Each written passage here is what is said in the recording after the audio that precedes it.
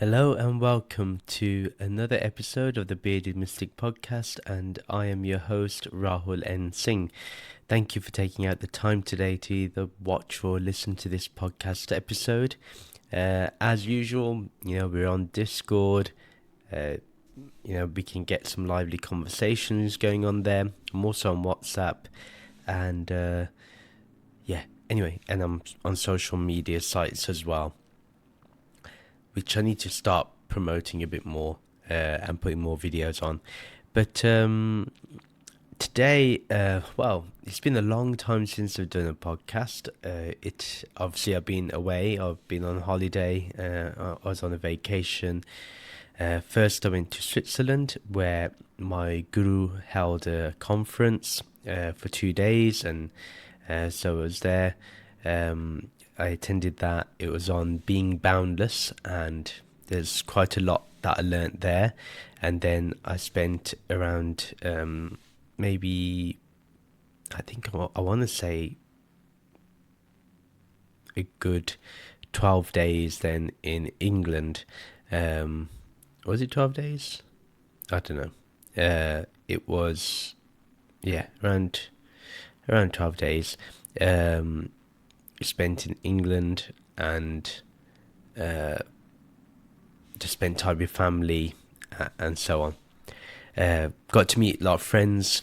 Got to attend a few satsangs, which is nice. It's always helpful for me when I attend a satsang, especially when you visit those that you grew up in, and there's something about the close affinity and close connection that you have with those. So I've been relatively very lucky from a very young age to be attending satsangs and having spirituality be part of my life. I can't think of spirituality ever being a different aspect of my life. I've always felt like there's only spirituality, and that's what life's about. And everything else revolves around spirituality. My work does not revolve around my spirituality doesn't check out what my work is doing, or whether it's the other way around, where my work serves my spiritual purpose, in the sense of it gives me enough to support a living where I can live a very spiritual life. That does mean keeping desires in check. It means, yes, you may not want to earn as much as everybody else, so you're not in the rat race, which is good. And I think that comes from a very deep idea that was given to me. I remember in Glasgow attending a satsang in the presence of my guru. At the time it was Babaji, so in the presence of Babaji, and I remember him saying and this, when you're 17 years old and you hear this, or 18, I was just about to start university. Hearing this, it shapes the way you then view life. And maybe this wasn't beneficial for like my parents, who wanted me to probably go and earn loads of money or whatever at the time. I don't know what they think now, but for me, it was this thought really kind of shaped my worldview. He said that even if you win the rat race, you're still a rat. And this is no offense to rats, by the way. They're living their life, they're doing their thing. But the meaning of the statement is, obviously, you look at America, it's all about the rat race.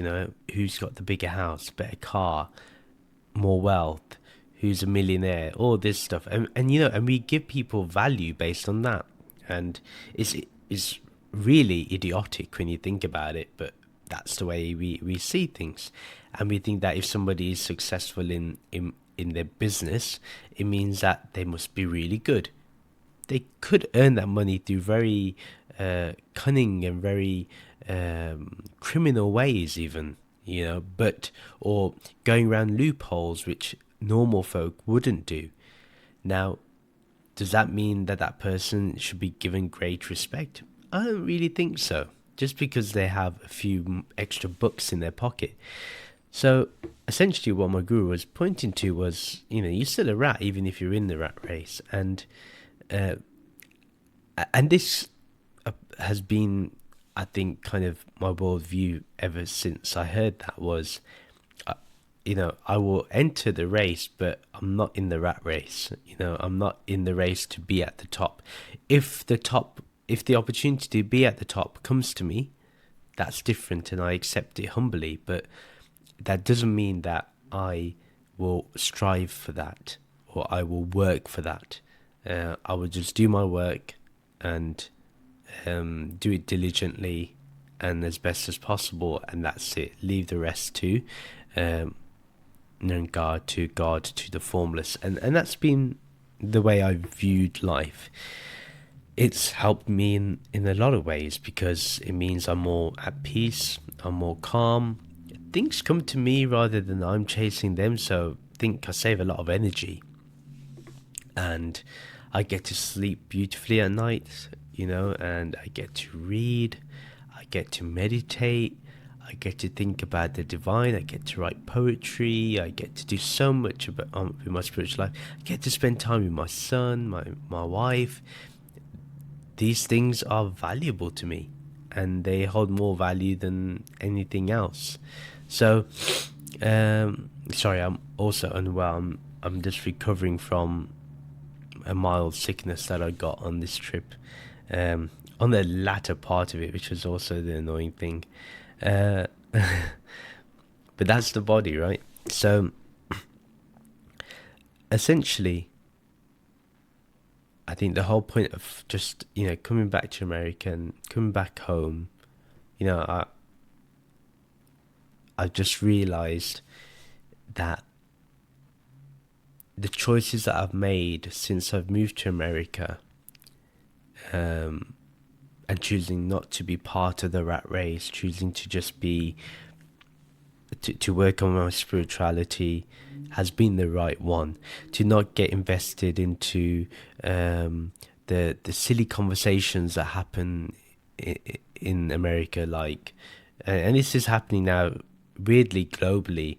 But because I heard murmurs of this conversation even in England, but people are worried about how many genders there are, sexual identity, all this type of stuff, and I'm just not for it. I'm just like, you know what? I do not care how many genders there are. I do not care what sexual orientation someone is. I don't care if someone is transgender. I just want people to live harmoniously with love and respect, and let people identify with whatever they want to identify with, because as a spiritual person, we understand that any identity that's formed becomes the ahamkara. It creates more of the I. So essentially, we have to let go of these labels and these identities. But if somebody holds dear to it because right now they feel that they're trying to master themselves, then let them do that. And there will be a time when they will let go of the identity. And unfortunately, what happens is the more you tell people not to identify as something, they're going to identify with it more, because you're then putting who they are on the line, and that's what they feel, and that's what people don't understand. So you get all these fools that will blow up on social media saying there's only two genders, but essentially you're causing more harm than you're proving than anything else. And also from a Hindu perspective, there's not just two genders. So just saying. So any Hindus that follow that particular line of thinking, you need to read your scriptures a bit more. Yeah, anyway. And who are we, essentially? This is the point that I'm coming to, that I'm alluding to. And this is why desiring things doesn't make any sense. And that's why having detachment makes more sense. And that is that, yes, you have your your body, your mind, but and you have that. You see the world through that, yes. You function your life through that, yes. But who are you? Have we ever asked that question? Who am I? And essentially, until we ask that question of who am I, we're not going to go further in our spiritual journey. For me, it was important for me to know, who am I? Okay. Am I the father role that I have? Am I the husband? Am I the fiance? Am I the boyfriend? Am I the son? Am I the brother? Am I the friend? Am I a male? Are these things going to last? So when I die, is it called a male body or a female body? Actually, just called the body. The body will be cremated, it'll turn into ashes, so that can't be me. Because once I'm ashes, how is anyone going to identify me as? It's not going to be, those ashes will become part of the earth. Obviously my ashes will be thrown in the river, so are poured into the river, and he will enter into the ocean. Look at the metaphor. So if death proves that I am not any of the identities that I cling on to today, then who am I? What makes me me? What makes me feel like me? I've gone through all these changes. I'm a witness. That witness consciousness, that even like I know that physically and mentally there will not be the limitation of consciousness in those things. I can recognize that. Yet I recognize also that consciousness seems to go beyond that.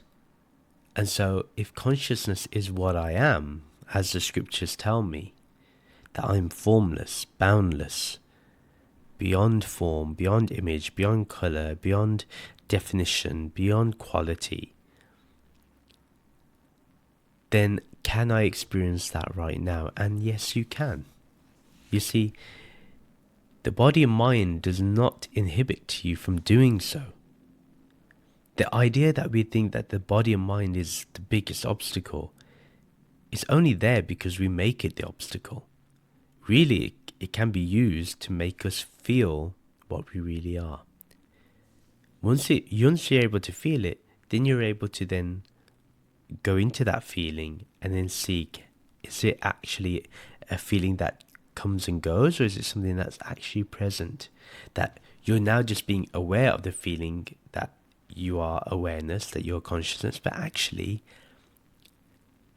the consciousness and awareness is your every moment experience. And ultimately that is Jivan Mukti, that is liberation whilst you're alive. That's what the scriptures point us towards. I'm not going to speak for much longer because my throat will give in. I'm happy that I've been able to speak for so long.